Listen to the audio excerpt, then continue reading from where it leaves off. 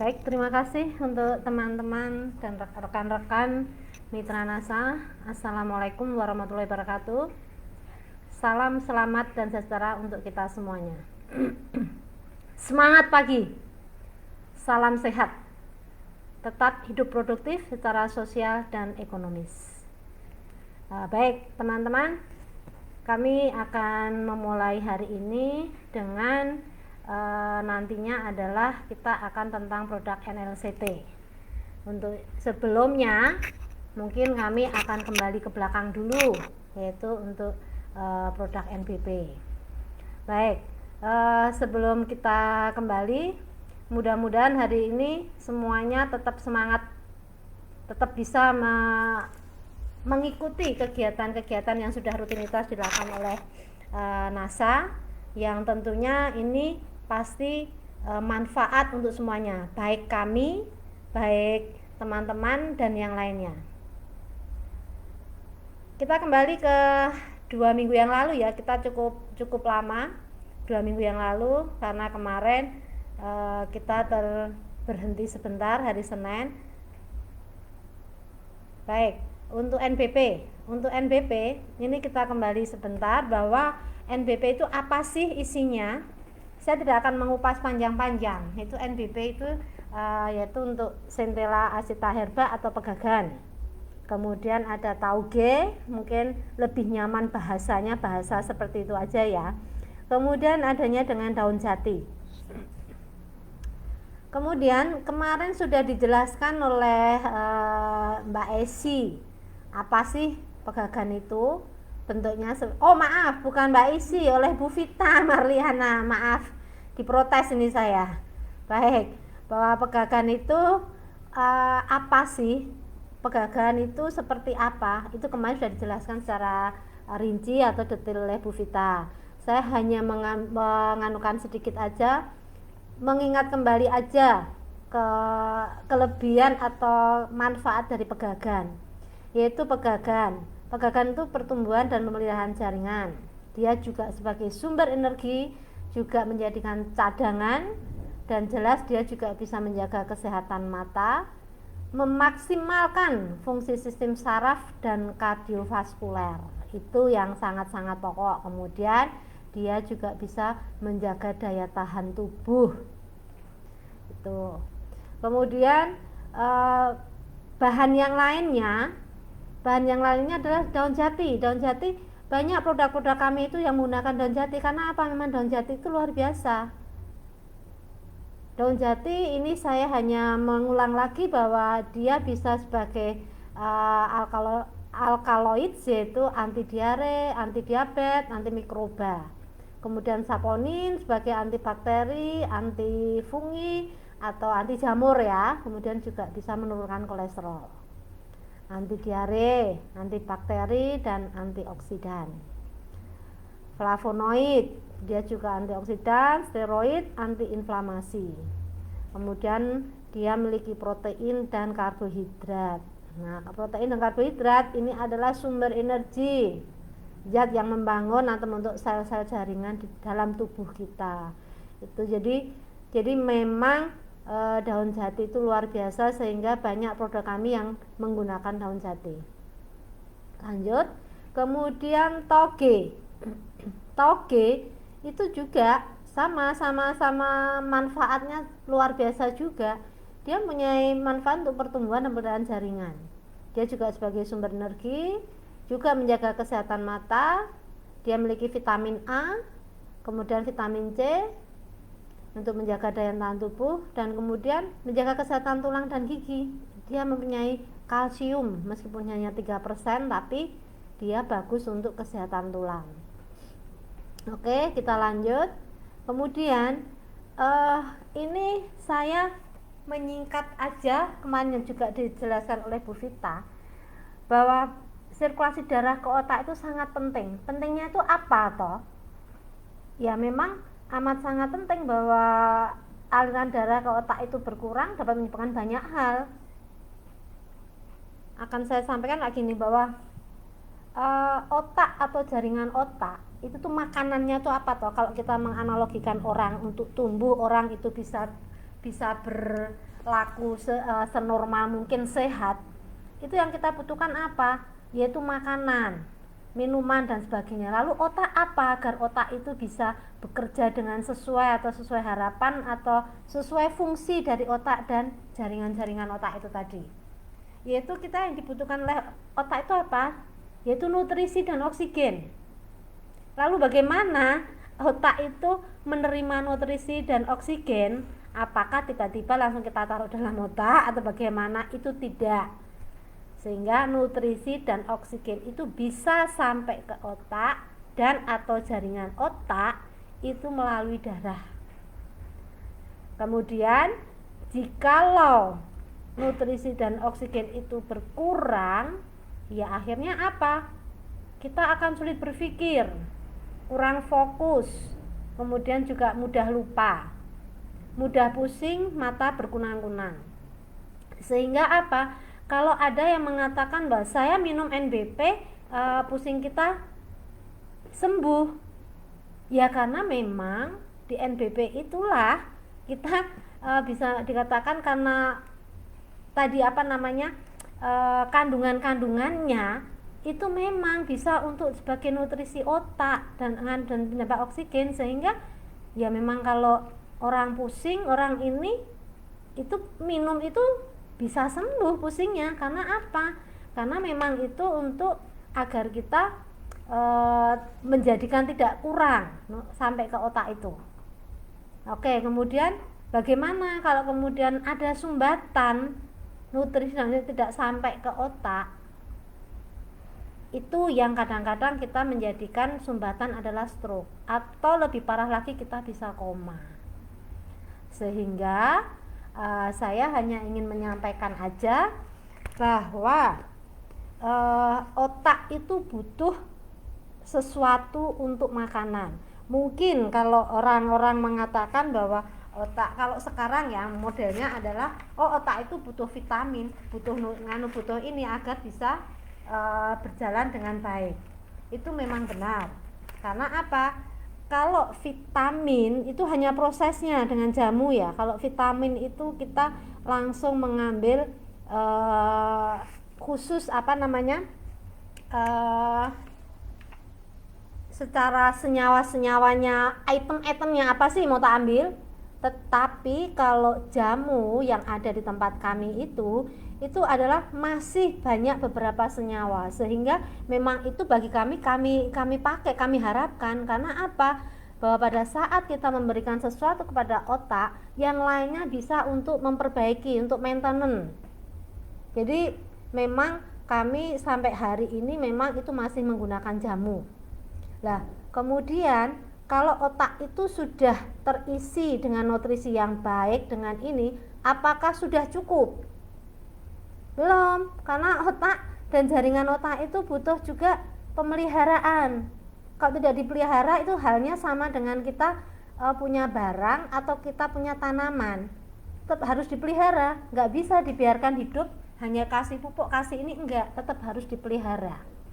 Sehingga mungkin bisa menjawab dari pertanyaan kemarin, apakah sudah satu botol cukup? Tidak, hanya saja seperti halnya kalau kita itu terjadi sumbatan, tentu saja kita untuk dosisnya atau caranya itu akan berbeda. Kalau hanya untuk pemeliharaan, ya sebaiknya misalnya rutin hanya sehari 1 kali, itu untuk pemeliharaan. Tapi kalau memang kita sudah bisa dikatakan, mohon maaf ya, kurang fokusnya itu luar biasa sekali, kita sulit berpikir karena kekurangan itu, ya monggo nanti kita harus lebih, mungkin sehari 2-3 kali itu kita minum NBP. Tapi kalau sudah dalam proses pemeliharaan, sehari 1 kali cukup, karena ini kita hanya memelihara aja. Jadi mungkin teman-teman mudah-mudahan paham ya dengan ini, karena memang kalau ada kasus pasti prosesnya, cara minumnya akan berbeda. Kemudian untuk stroke itu memang kita sangat-sangat membutuhkan. Karena apa? Orang stroke itu jelas sudah terjadi sumbatan, sehingga pasti ada beberapa jaringan otak itu pasti akan sudah ada beberapa mungkin yang berfungsinya kurang. Lah ini dengan dikasih NBP itu sangat-sangat bagus. Karena agar kalau kita orang Jawa istilahnya diitik-itik lagi agar fungsi-fungsi tadi yang lemah atau yang sudah tidak itu mau lagi diitik-itik untuk bisa berfungsi dengan baik. Sehingga memang kalau untuk stroke kami selalu menyarankan NBP dan Lecit itu nomor 1, itu harus minum itu. Kemudian kalau untuk kembali lagi saya yang kurang, yang sulit berpikir atau kurang fokus, itu memang kita sebaiknya minum NBP ini untuk apa? Agar kita itu bisa lebih fokus, agar kekurangannya itu bisa kita isi. Baik, ini mungkin ada beberapa contoh aja yang mungkin ini hasil penelitian dari NASA ya, hasil ini. Ini penelitian dari NASA hasil penelitian suplementasi produk gizi, yaitu dengan listin kedelai, NBP, asam amino, sebut beras merah. Ini bisa kelihatan bahwa anak umur 11 tahun pada 18 Mei 2008 kemudian tanggal 15 Juni 2008 seperti apa. Nah, ini kelihatan sekali IQ-nya naik.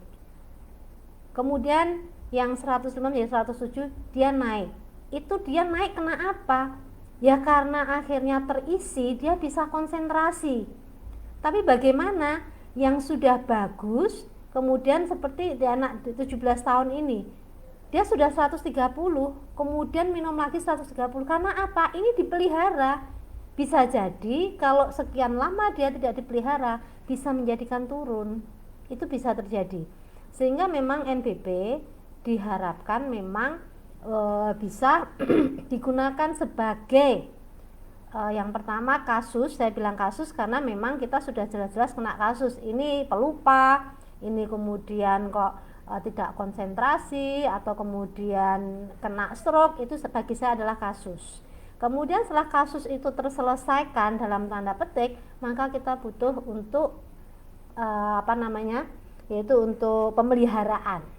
Sehingga kalau ada pertanyaan apakah hanya satu cukup kalau berkasus, tetapi kalau untuk melihara tetap harus selalu ada NBP. Mungkin itu mudah-mudahan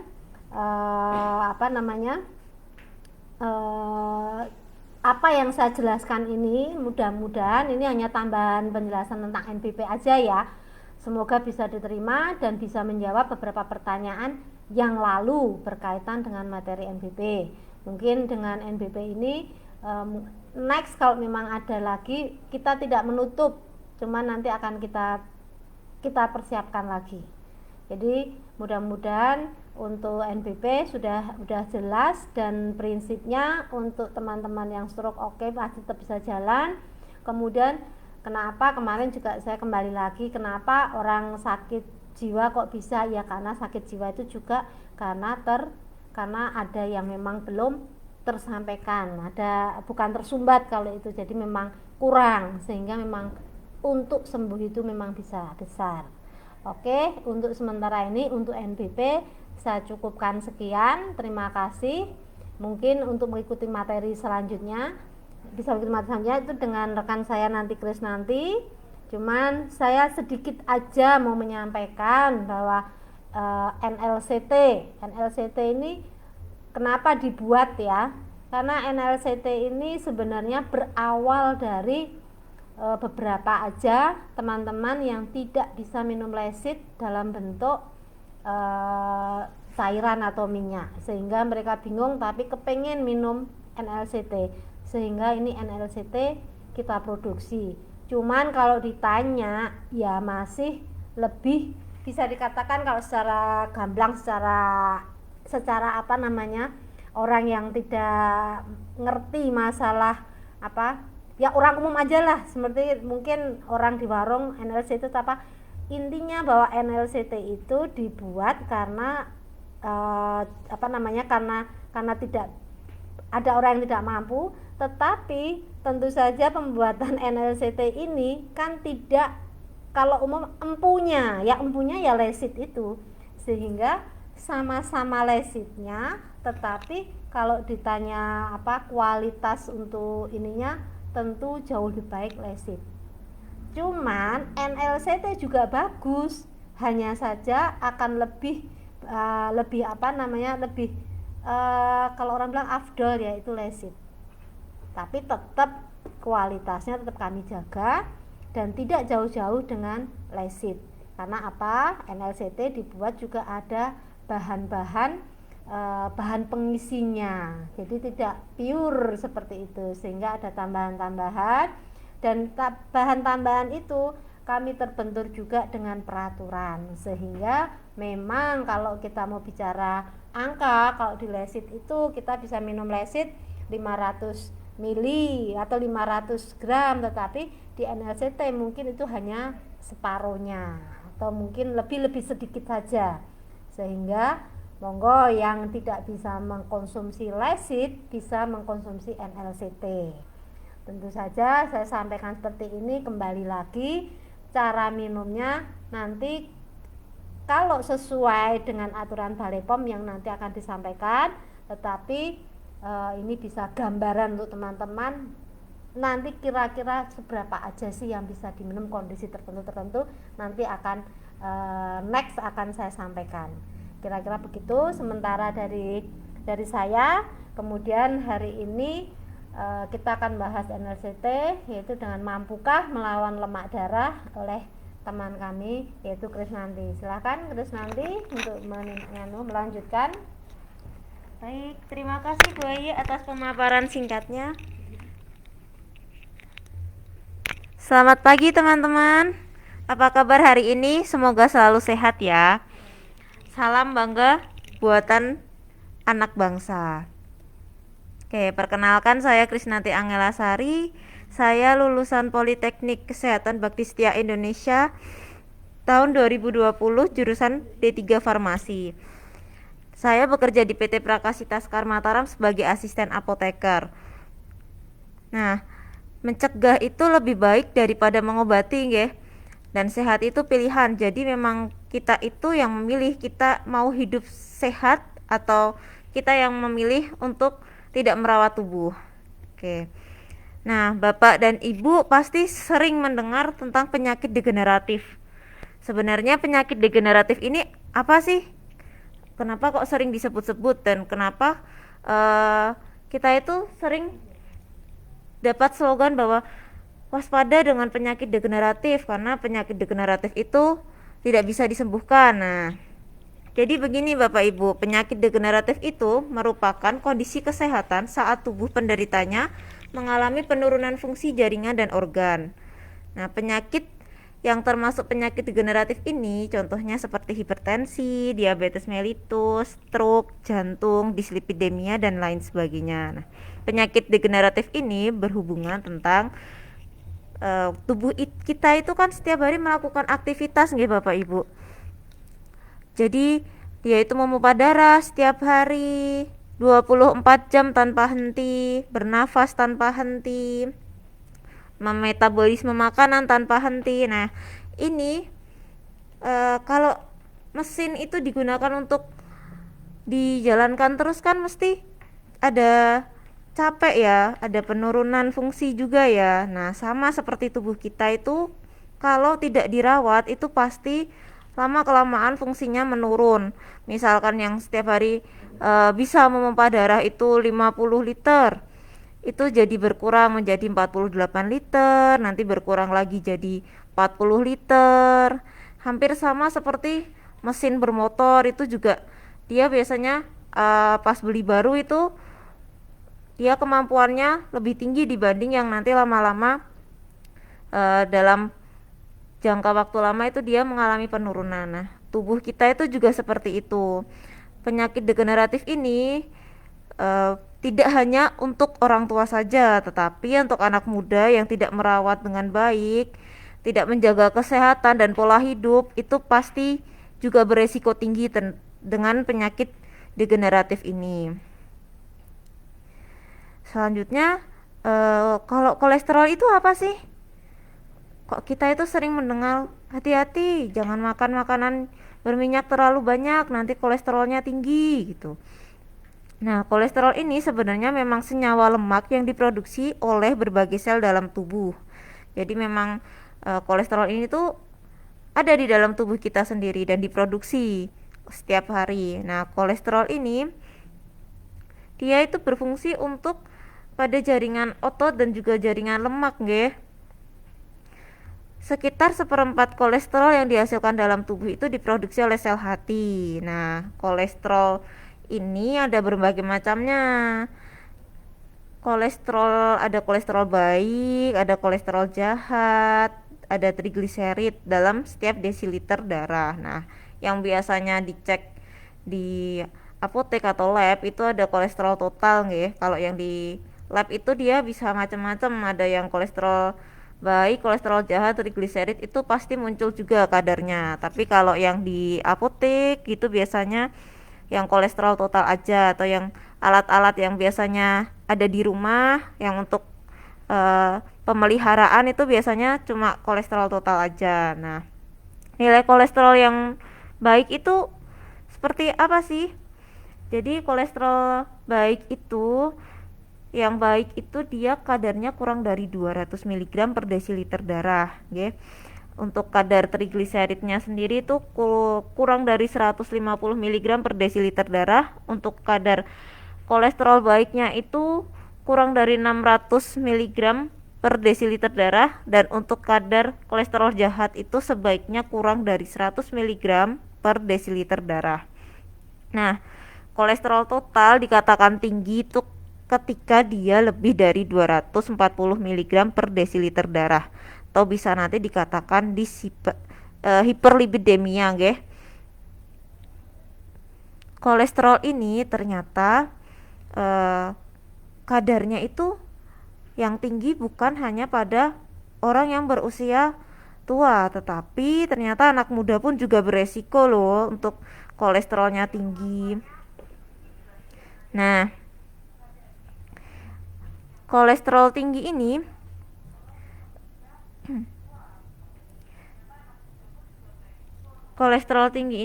untuk anak muda biasanya dipengaruhi oleh pola makan, nggih. Jadi kadang kan kita ini keburu-buru nih makannya junk food, nanti mampir di tempat makan mana yang kita tuh tidak tahu kadar gizinya seperti apa dan tidak diperhatikan juga. Nah, ini untuk anak-anak muda kita harus merubah pola hidupnya menjadi lebih sehat ya. Dan juga kadang itu kita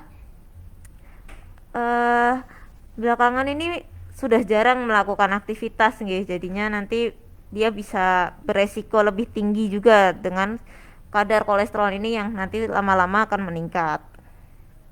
Oke, selanjutnya metabolisme kolesterol ini dibagi jadi dua, nggih. Seperti yang sudah saya sebutkan tadi, tubuh itu memang menghasilkan kolesterol, nggih. Jadi ada dua, yaitu metabolisme eksogen dan endogen. Kalau eksogen ini lipid dalam usus berasal dari makanan. Jadi dari makanan yang kita makan, nanti itu dia bakal mengalami emulsifikasi oleh empedu menjadi partikel yang lebih kecil, yaitu trigliserid. Nah, trigliserid ini nanti dikirimkan ke bagian otot dan juga jaringan lemak. Nanti dia itu bisa untuk pembentuk hormon, nanti dia bisa untuk menggerakkan otot juga, dan sebagai untuk pelindung tubuh juga yang kolesterol ini. Nah, untuk metabolisme endogen sendiri yaitu lemak-lemak tadi yang ternyata berlebihan, yang misalkan tubuh kita itu hanya butuh 10, tapi ternyata yang dari makanan itu kita dapat 15. Nah, yang 5 ini dia nanti tersimpan sebagai cadangan lemak di tubuh. Nah, dari cadangan lemak ini nanti selanjutnya dia itu dimetabolisme lagi, deposit lipidnya itu dalam sel hati nanti diubah lagi menjadi trigliserid dan kolesterol ester. Begitu Bapak Ibu. Nah, penyebab kolesterol tinggi ini sebenarnya apa sih? Yang tadi sudah saya sebutkan, ada beberapa ya. Satu yaitu makanan yang tidak sehat. Nah, contohnya makanan dengan kadar lemak jenuh yang tinggi seperti keju, kuning telur, mentega, ada juga junk food, ada juga minuman-minuman yang bersoda. Yang kedua yaitu kurang olahraga. Nah, orang olahraga ini pasti banyak dilakukan oleh semua orang jadi kadang kita itu kalau udah di rumah itu udah males, apalagi kondisi pandemi seperti ini ya, mau keluar-keluar itu masih ada rasa takut nanti tertular tidak gitu ya, jadinya memang kita ini jadi lebih jarang berolahraga, udah mager di rumah gitu ya. Nah, selanjutnya kebiasaan merokok. Nah, ini kok bisa merokok jadi meningkatkan kolesterol, ini gimana gitu. Jadi memang nikotin itu dia menyebabkan penyerapan trigliserid itu menjadi berkurang dan lama-lama trigliserid ini meningkat dalam darah. Lalu konsumsi minuman yang beralkohol. Minuman yang beralkohol ini juga dia bisa menyebabkan trigliserid meningkat ya. Yang selanjutnya obesitas.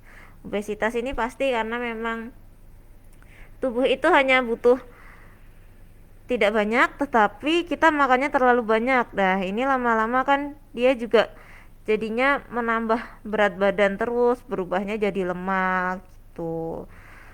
Apalagi ditambah dengan kurang olahraga juga, memang sebaiknya berat badan itu sesuai dengan indeks dari BMI nggih.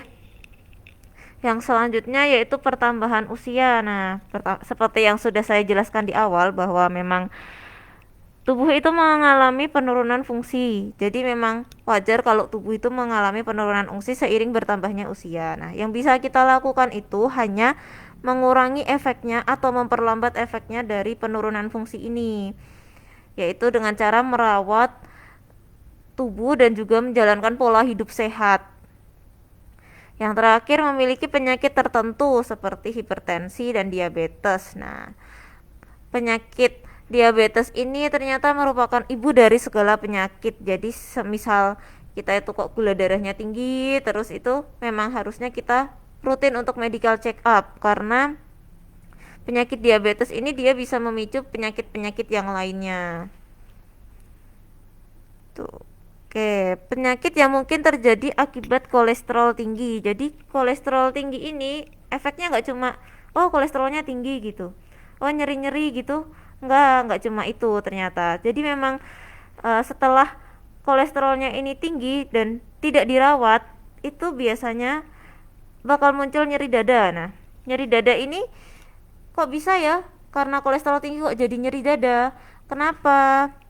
Ternyata kolesterol yang tinggi itu lama kelamaan dia yang menumpuk dalam tubuh itu dia menyumbat pembuluh darah. Nah, si pembuluh darah ini kan setiap hari dialiri darah nggih, Bapak Ibu.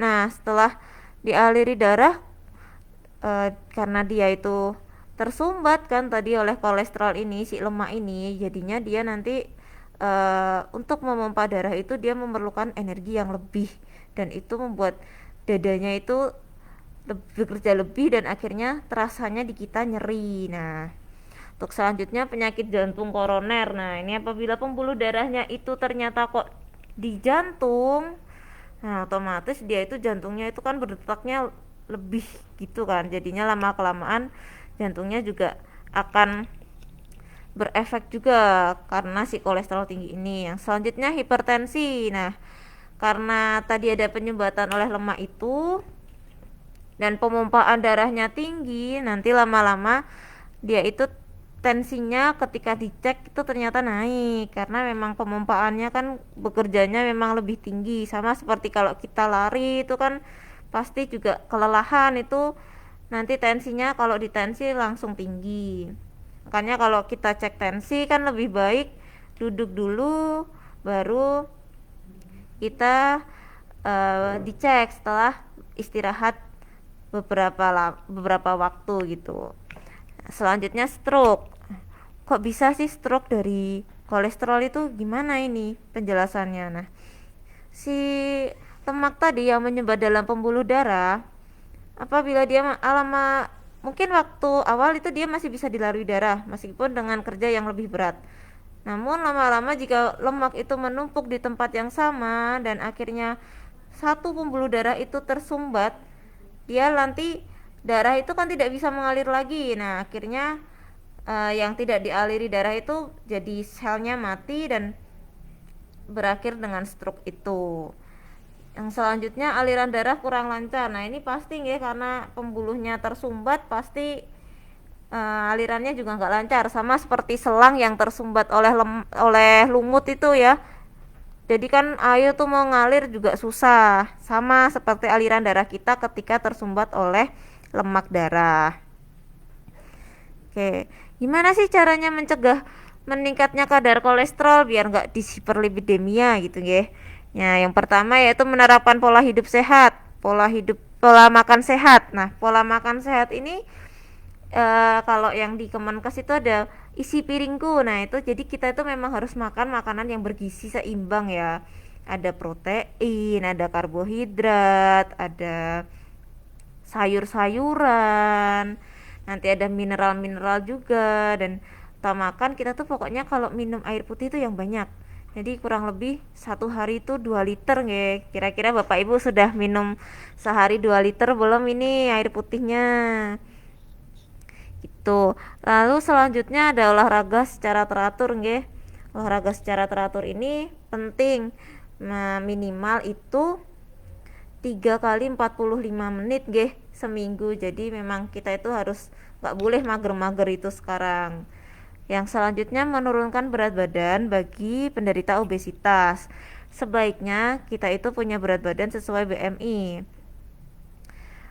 Nggak perlu yang kurus-kurus langsing seperti model gitu, nggak usah, nggak apa-apa. Yang penting berat badan kita itu ideal saja, itu udah bagus kalau ideal itu. Jadi memang ketika berat badan meningkat itu rasanya itu di badan tuh tidak enak gitu loh. Jadi memang untuk gerak itu juga nggak enak. Nah, jadi memang sebaiknya berat badan itu yang harus ideal, karena kalau berat badannya naik itu pasti kita juga lebih mudah lelah jadi mau ke sana lari kemana itu jadi mobilitas kita itu berkurang dan akhirnya jadi mager itu tadi Yang selanjutnya yaitu menghentikan kebiasaan merokok. Nah, sebaiknya kurangi kebiasaan merokok Memang tidak bisa langsung berhenti bagi perokok berat, tetapi memang harus dicoba untuk mengurangi sedikit demi sedikit.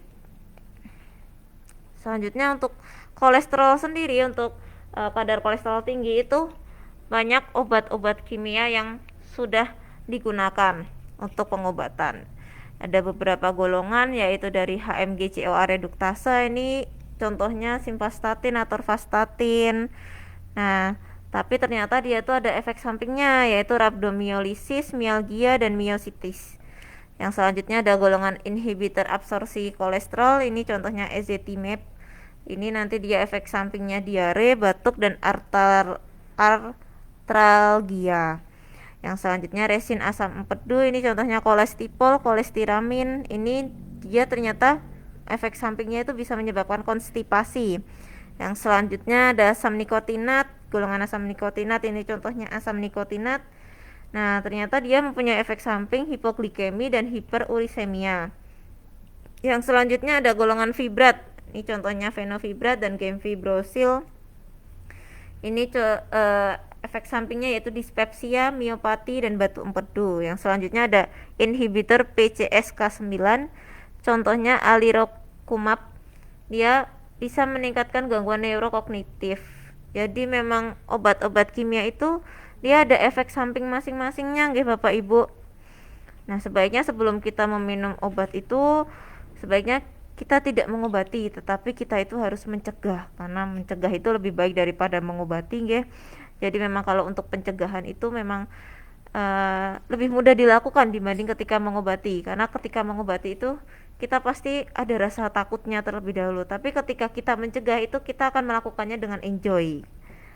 Nah, ini dia solusi tentang si pembersih darah ini, NLCT si jingga pembersih darah. Nah, kok bisa sih dia dianggap sebagai pembersih lemak darah ini? Gimana ini? Ternyata kalau dilihat dari komposisi si NLCT ini, dia itu cukup lengkap ya, yaitu ada kedelai, ada daun jati, ada tauge. Nah, setiap bahan ini dia itu ternyata mengandung kandungan yang bermanfaat untuk mengurangi kolesterol. Sebagai contoh ini kandungan nutrisi kedelai per 100 gram biji ya, ada protein 3,7 gram. Ini bermanfaat untuk pertumbuhan dan pemeliharaan jaringan. Yang kedua ada lemak total, itu 2,2 sebagai cadangan energi. Nah, lemak total ini dia berisi asam linoleat dan asam alfa linoleat. Nah, asam linoleat ini sering disebut juga sebagai omega 3 nggih. Jadi memang bermanfaat untuk pertumbuhan dan perkembangan tubuh serta untuk menurunkan kolesterol. Selanjutnya ada karbohidrat sebagai sumber energi bagi tubuh. Ada kalsium juga loh ternyata kedelai ini. Jadi dia setiap 100 gram itu mengandung 12 gram nggih. Dan dia itu manfaatnya untuk menjaga kesehatan tulang dan gigi. Nah, vitamin B12 itu sebagai pembentuk protein sel darah dan jaringan. Nah, selain itu ternyata dia itu ada kandungan isoflavon, ada kandungan lecitin, ada kandungan lektin, ada kandungan peptida, ada pitosterol dan juga saponin. Nah, isoflavon ini ternyata bermanfaat untuk mengurangi hipokolesterolemia, meningkatkan metabolisme lemak juga. Jadi memang si kedelai ini saja tuh udah bermanfaat untuk meningkatkan metabolisme lemak ya. Jadi memang bisa untuk mempercepat metabolisme lemak sehingga lemak dalam tubuh itu bisa berkurang. Yang selanjutnya yaitu lecitin. Lecitin ini juga ternyata membantu metabolisme lemak. Selain itu, lecitin ini juga bermanfaat untuk fungsi ginjal. Jadi untuk menjaga ginjal juga menjadi lebih baik gitu. Dan lektin ini juga bermanfaat sebagai imunostimulator. Jadi selain si kedelai ini bisa untuk meningkatkan metabolisme lemak, ternyata dia ini juga bermanfaat untuk daya tahan tubuh juga Bapak Ibu. Sudah dia meningkatkan metabolisme lemak, masih bisa untuk menjaga daya tahan tubuh. Ternyata banyak manfaatnya nggih. Yang selanjutnya yaitu peptida, mengurangi lemak tubuh. Yang selanjutnya pitosterol, ini juga untuk hipokolesterolemia. Yang selanjutnya ada saponin, itu untuk mengatur metabolisme lemak dan sebagai antioksidan. Nah, ini ternyata udah ada penelitiannya Bapak Ibu. Kalau si kedelai ini bermanfaat pada penderita hiperlipidemia. Ini dilakukan pada 25 tikus yang diberi perlakuan berbeda nggih. Nah, setelah 2 minggu ternyata yang diberi ekstrak metanol kedelai itu mengalami penurunan lemak jahat dan juga trigliseridnya. Dan juga meningkatkan kadar lemak baik dalam tubuh. Oke.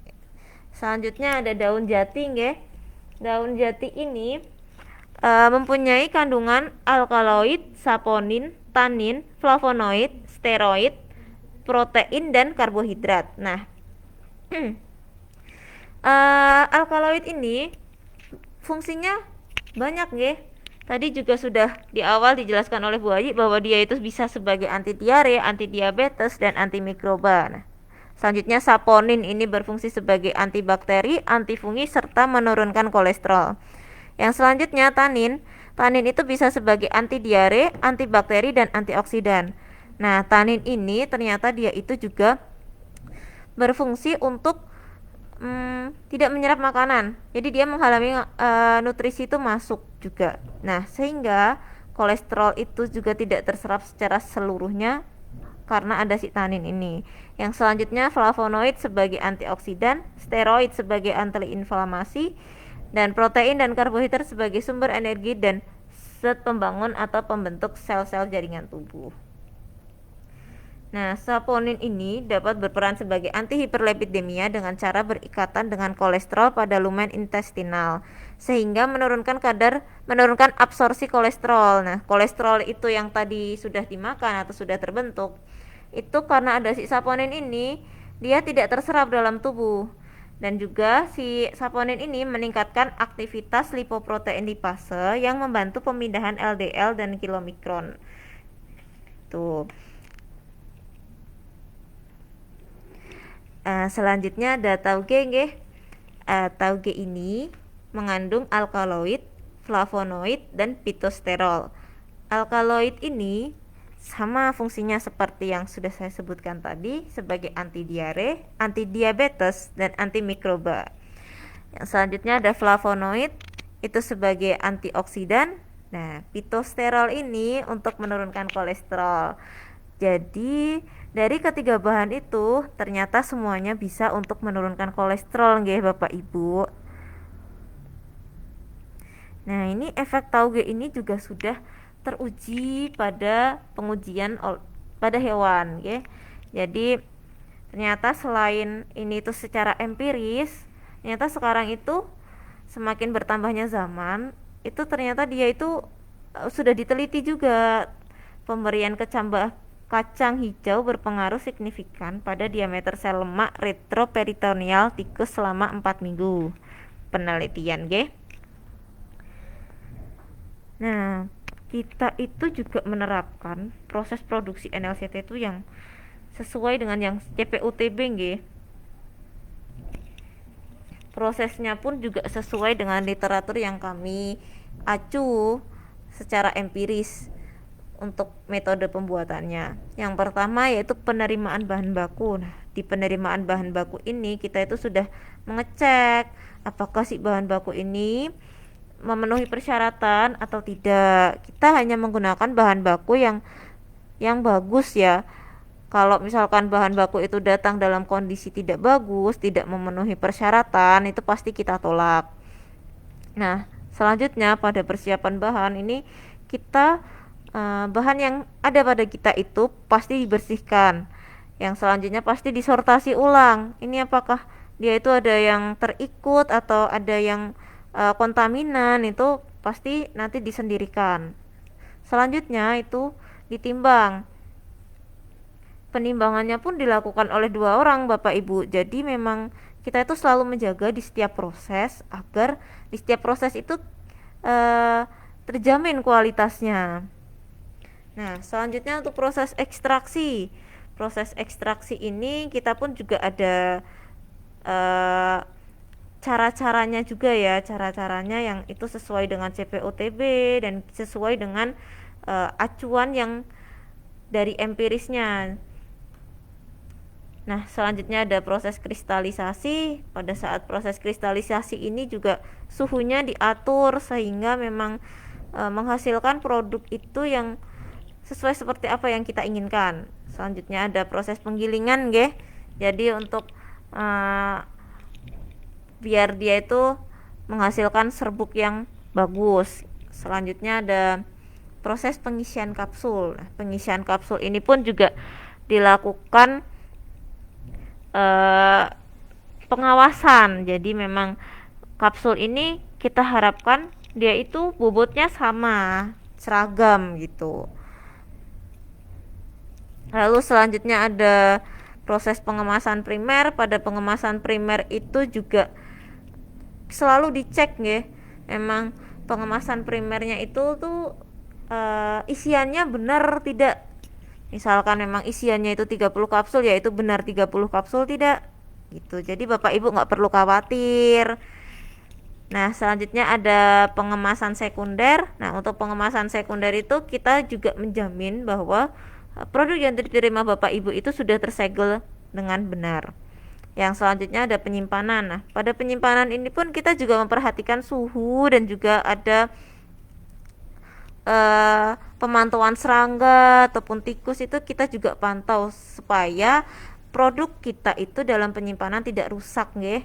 Selanjutnya ada pendistribusian. Nah, pendistribusian ini juga kita pendistribusiannya dengan cara yang baik juga. Selanjutnya untuk NIE dan aturan pakai NLCT. Bapak Ibu nggak perlu takut lagi untuk makan NLCT ini, karena ternyata NLCT ini sudah mempunyai NIE nggih. Dan NLCT ini sudah terdaftar dari 2006 nggih Bapak Ibu. Jadi nggak perlu ragu lagi pada produk NLCT ini. Nah, NLCT ini juga merupakan produk buatan anak bangsa sehingga memang kita harus bangga nggih.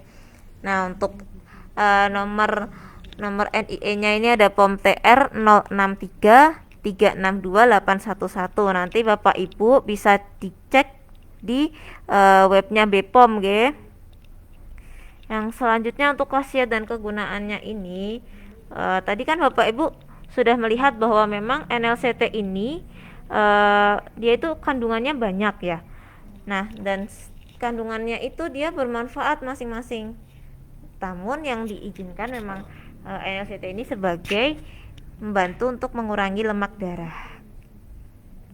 Untuk aturan pakainya sendiri yaitu 4 kali sehari 1 kapsul, yaitu pagi dan siang itu sebelum makan. Pokoknya pagi, siang, malam itu sebelum makan sama sebelum tidur malam. Nah, ini ada contoh sertifikat nomor izin edarnya juga. Nah, terima kasih untuk Bapak Ibu yang ada pertanyaan dapat disampaikan pada kolom komentar nggih. Nanti akan kita jawab pada minggu selanjutnya. Oke. Ya. Berikut ada tambahan lagi dari Bu Ayi nggih, Bapak Ibu. Baik, saya hanya mau menambahi sedikit aja. Kebetulan mumpung ini waktunya masih agak panjang, saya hanya menambahi karena ada pertanyaan untuk masalah ini tadi ada pertanyaan bagaimana berkaitan dengan NBP ya tentunya ya. Saya kembali ke NBP lagi dulu sementara. Jadi berkaitan dengan NBP ini tadi ada pertanyaan bagaimana untuk kalau ada orang yang biasa bengong atau kemudian halu. Oke, itu sangat-sangat bagus karena apa? Sudah jelas untuk NBP itu mereka yang bengong dan halu itu kan karena mereka kurang fokus. Jadi kalau bahasa saya mohon maaf kalau setengahnya agak saya analogikan dengan listrik itu konslet. Konslet itu kan berarti karena dia itu tidak bisa fokus. Jadi sangat-sangat bagus. Kemarin juga sudah ada dari rekan NASA yang juga yang menyampaikan bahwa bahkan ada orang yang sudah benar halunya luar biasa, sudah sama dokter sudah mau dimasukkan rumah sakit jiwa dan ternyata juga bisa baik. Itu sangat bagus. Sehingga bisa sangat-sangat bagus bisa digunakan untuk orang yang bisa dikatakan bengong dan halu karena kurang fokus itu. Kemudian ini tadi juga ada tambahan pertanyaan, bagaimana untuk ibu yang menyusui kalau dari komposisi dan secara empiris lagi ya dari turun temurun itu tidak ada masalah untuk minum NBP. Cuman sebaiknya itu juga sesuai dosis aja. Tetapi kecuali ada kasus-kasus tertentu. Jadi prinsipnya bisa. Jadi prinsipnya bahwa NBP itu bagi yang kasus juga bagus, kemudian bagi untuk perawatan atau pemeliharaan. Tadi Mbak Nanti mungkin sudah menyampaikan di NLCT ya bahwa apalagi orang tua. Orang tua itu bisa dikatakan semua organ atau semuanya itu sudah orang usia 45 tahun ke atas atau 50 lah. Itu sudah mulai berkurang. Kita akan kembali lagi orang dewasa, kembali akhirnya nanti bayi pada saat kita udah tua sekali tuh kita tuh udah seperti bayi, susah untuk ini dan sebagainya. Sehingga memang harus fungsi semuanya menurun, ya memang harus harus dipelihara dan memang itu yang paling utama itu karena memang semuanya itu berlari adalah ke jaringan otak, ke otak. Jadi sistem apa ya? Otak itu kan memang untuk motornya, sehingga memang itu sangat bagus, sangat dibutuhkan sekali untuk NBP itu untuk otak. Jadi monggo nanti yang kemarin menyampaikan bahwa bagaimana orang tua amat sangat bagus karena orang tua itu memang sudah menurun, itu harus diitek-itek dan harus dipelihara. Itu yang tadi saya menyampaikan diitek-itek itu karena apa? Harus mulai dibangkitkan lagi yang mereka sudah sudah kalau mesin itu udah suak, itu harus diperbaiki. Setelah diperbaiki harus dipelihara, rutin harus dikasih untuk agar ini tetap bisa minimal bisa tidak mungkin ya kalau harus sama pada saat di usia 34 dengan 30 tahun ya, tapi tidak yang jelas sangat-sangat membantu sekali biar tidak hilang sama sekali. Itu yang tambahan dari saya. Mudah-mudahan tambahan-tambahan ini sudah bisa menjawab pertanyaan-pertanyaan yang lalu ataupun yang tambahan hari ini khususnya untuk NPP. Mungkin sehari ini mungkin tambahan dari NPP sudah cukup, dan tadi seperti yang disampaikan oleh teman kami Krisnanti, silahkan nanti kalau ada pertanyaan untuk NLCT nanti silahkan ditulis aja. Insya Allah nanti pertemuan berikut akan kami ulas untuk bersama, dan mudah-mudahan hari ini, kesempatan hari ini yang diberikan oleh NASA pada kami bisa manfaat dan bisa lebih menyegarkan kita untuk khususnya NPP dan NLCT. Mungkin dari saya cukup, Mbak Krisnanti juga cukup. Untuk itu tetap semangat pagi untuk semuanya. Terima kasih. Wassalamualaikum warahmatullahi wabarakatuh.